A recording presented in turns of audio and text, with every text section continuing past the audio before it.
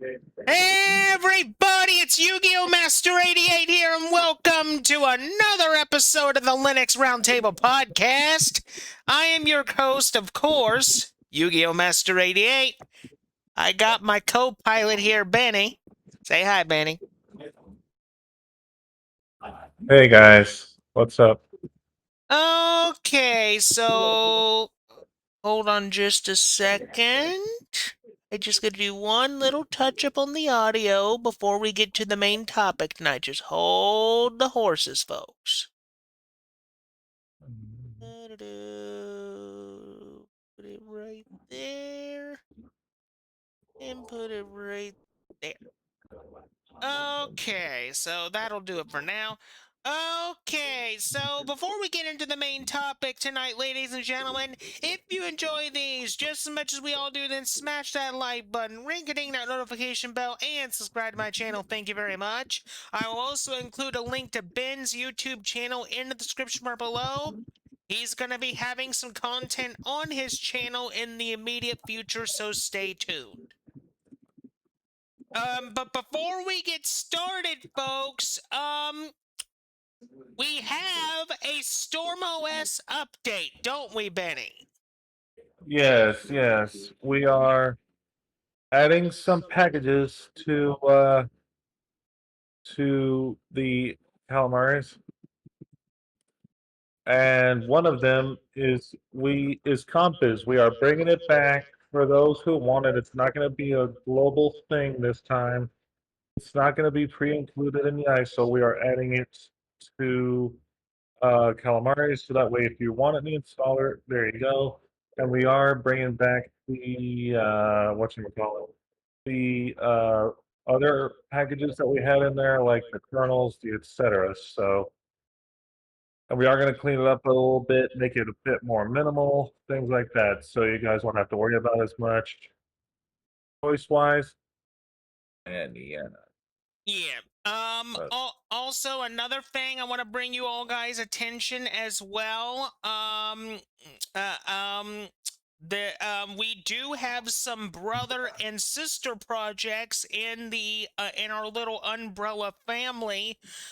There's EcoOS and there's Genesis OS. EcoOS is basically a more advanced version of StormOS. Well, I would say, let me rephrase that. It's a fork mm, of it.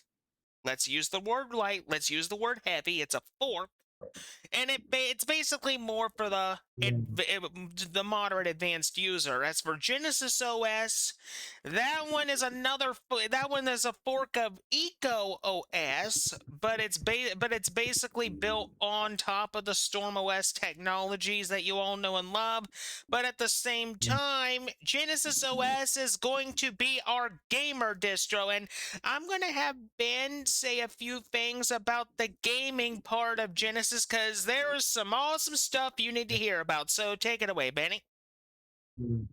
Yeah, we included Steam, Lutris, Wine, anything you guys need to get Mm-hmm. games working on Linux, you'll have it. And kudos to our buddy Secret, aka Red, our brother in crime, who initially built it. We just added the gaming apps, and we'd love to have had him here tonight, but he didn't pick up. So either way, yeah, he helped out with getting that working and built it initially. Like I said, we just added the gaming apps to it.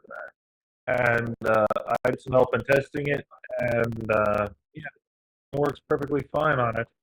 And I also tested it on StormOS, and everything's good there. And yeah, so if you guys need to game, you know, it'll be a good experience for you, especially having NVIDIA, because we all know how much of a pain in the rear Linux gaming and Linux in general.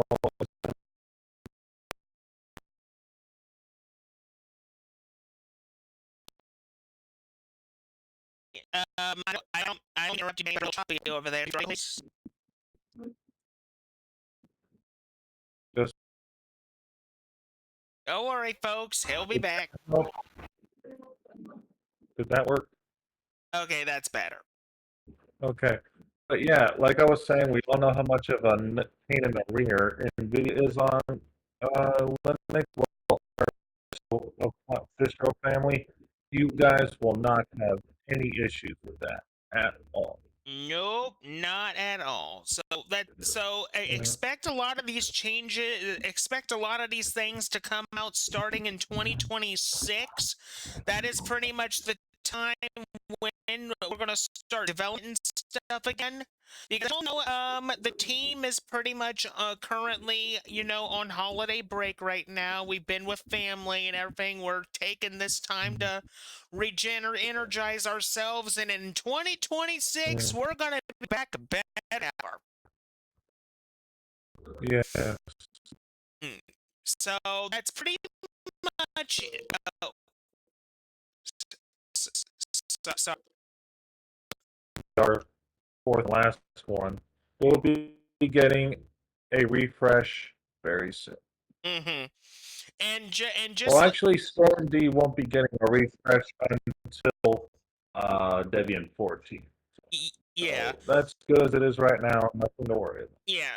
Here's the thing, folks. Debian 13 just released not long ago. Don't expect Debian 14 to be out for quite a long time now.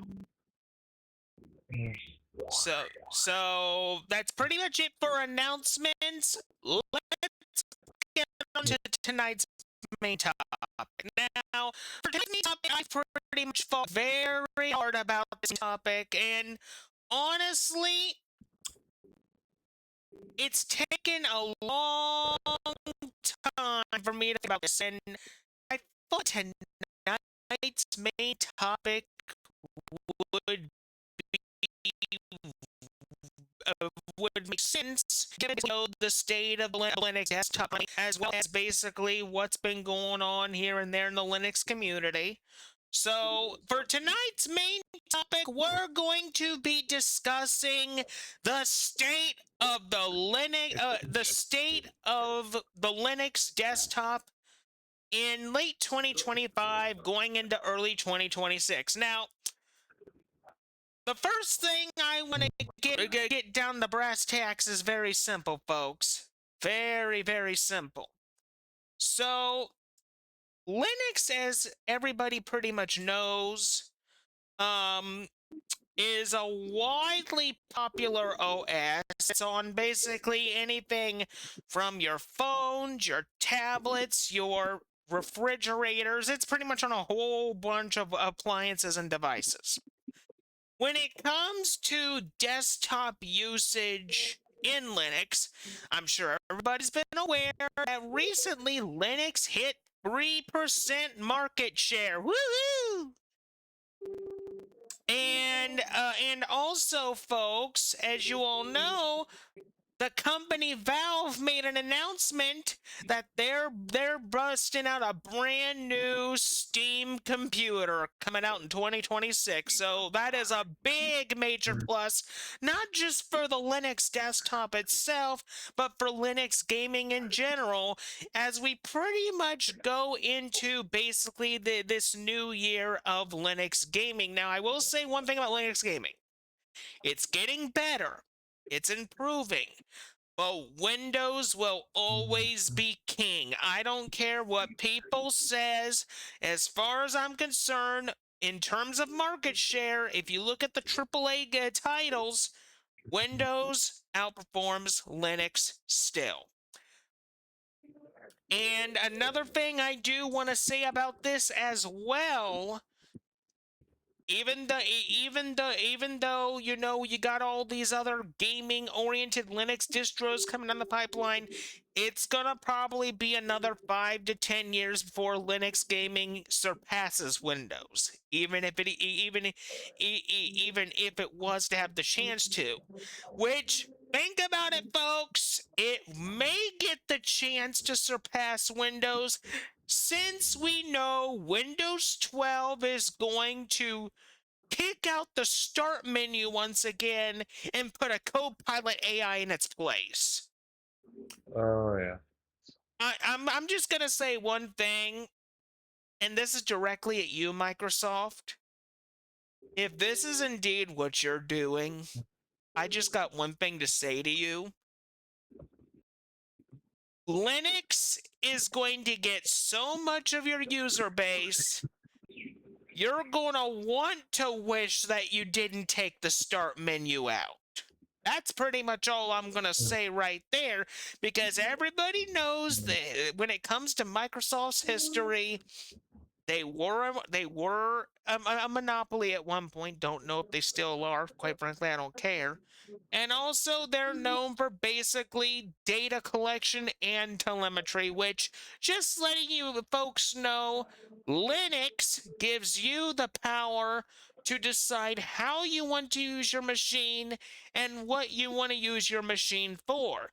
You have full control over your system, not the other way around. No. When it comes to Linux, you pretty much got Richard Stallman's essential four freedoms in terms of how free and open source and software runs on your machines, and how you can use free and open source software to basically not only better yourself, better your machine, better other people's machines, better the Linux community in general. Free and open source software, folks, is becoming a majorly big deal. And the biggest reason why that is look how many web browsers we have now. Look how many text editors we have now. Look how many VS Code alternatives we have now. Free and open source software is becoming a major big deal, and that's going to be one of the ways we can pretty much get around Windows, is by free and open source software. And one other thing I want to say is when it comes to Android and Google Chrome OS, yes, Chrome OS and Android are merging. Um, that's pretty much what's been announced by Google, is both OSs are merging together. Um, which essentially means that Android is going to become a lot more powerful, and from what I've heard, as of the next Android version, I think we're up to 15 or 16. We're going to be able, for the first time ever on Android, to use Linux apps. So that's going to be a very, very big deal, because this will ultimately, if Google plays their cards correctly, it will ultimately mean that essentially we could pretty much get a more market share if this all plays out the way we hope. So who knows? Who knows? Essentially, if that's going to come to pass or not. Who knows? Um, now, I want to get on to another topic, and this is the one I've been saving for last. Now, I'm going to tell you all basically one of the pretty much the biggest reason why I invented the Linux Roundtable podcast to begin with. Number one, I wanted an alternate platform for people, to come on here and express their opinions, express their self, as well as, talk about Linux, tech, and computer content in general. And another reason why I invented this podcast to begin with is to have an alternative platform to the Linux Saloon. Now, don't get me wrong, folks. I love Nate. He's a nice guy. I don't have a problem with him or the saloon people, not at all. It's just I thought, I want to have more of a relaxing platform, if you will, to where basically we can pretty much talk about what we want to talk about, not basically, have it, be all, oh, how do I want to phrase this? basically have it basically be one topic for each for like each segment, if you will. Basically, the things that you're going to be pretty much hearing on the Linux Roundtable podcast is basically going to be three different things: Linux, tech, Yu-Gi-Oh content. That's it. Well, not the Yu-Gi-Oh content part. That's gonna have a whole nother thing for it in the far future. More on that later on. Um, Alrighty which then. by the way, I might as well just announce it now. This is gonna make Ben probably very very happy, as well as Jack when he hears this. Coming in 2026, I am going to be making a Yu-Gi-Oh podcast. So more on that in the future. But anyway, back to the roundtable here. So basically, like with tonight's little festivities on the Linux Roundtable podcast, we talk about some Linux content. We talked about, computer content. Um, we and basically another thing we will talk about, is basically the landscape of basically not just the Linux community as a whole, but the landscape of computing as we all know, because let's face it, folks, and we all know this is the truth. Just like the dawn of the internet, it is the dawn of AI. And essentially, AI is essentially here to stay, unfortunately. Even though, Yep. even though, Eventually, that's something is we're gonna have to learn to live with.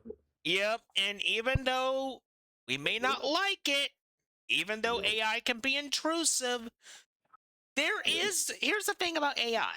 AI can be used for both good and evil, or good versus bad, if you will. It depends on what you do with it. As for us, we pretty much use AI to make basically a lot of the stuff you've been seeing over time with, Storm OS and whatnot. A lot of that stuff was made from AI. Because let's face it, folks, and Ben will agree with me. Yeah. Who wants to sit down and go by hand on a keyboard for slaving over several days straight manually coding a Linux distro? I don't think anybody wants to be put through that. Hell no. Hmm. Which is why a lot of the stuff you see with our projects is automated. And we like it that way because manual labor can be very, very bad. And I mean bad. It can be stressful on a dev team. It can be stressful on humanity in general. So that's why basically Right. the good part about AI is we can use AI to leverage a lot of the hard work of us to where we can get our projects done in a timely fashion to where essentially we can focus on other things. Now, if you guys were to look back, 10, 15 years ago, AI was not as popular as it is now. Back then, basically, when it comes to making any type of a Linux project, you essentially had to do all the work yourself. Mm. And and and here's the thing, Ben will tell you it's a bitch and a half. Yep. Anything beyond Arch is no fun. Uh-uh. The thing is, folks, thank goodness that AI can help us with a lot of the stuff. Otherwise, we probably wouldn't be sitting here right now. Yeah, he does make a point.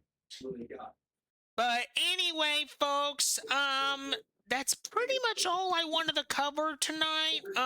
Sorry if this is like a shorter version of our podcast, but there wasn't really that much to talk about tonight except the array of things I wanted to bring to your attention.